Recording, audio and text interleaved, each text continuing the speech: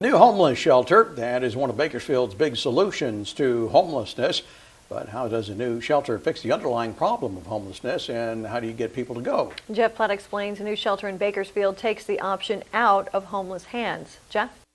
That's right, Dave Rochelle. Basically, the city's plan is to give police the power to force homeless people off the streets and into a shelter. But in order to do that, they need to do something a lot of people aren't a big fan of. The Bakersfield Homeless Center is full. We've maximized what's available.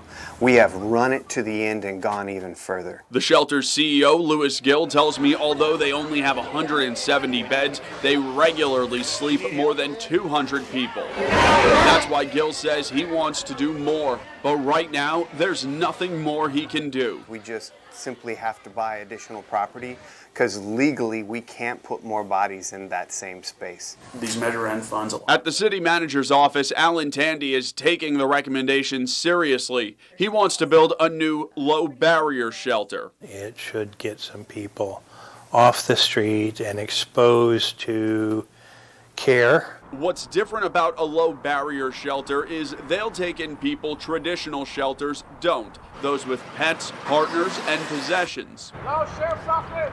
So the question becomes, how do you get people who traditionally have not accepted help to come in? The answer is a new shelter would allow the city to force the issue. We're going to make shelter beds be available, and that will elevate the police department's ability to move them. However, taking them to a shelter that's already overcrowded won't do any good. That's why Gill says people in Bakersfield may not want another homeless shelter, but if they want the problem solved, they need one. We need more beds. We need a place to live. We always go back to this. If you want people to go somewhere, there has to be somewhere to go.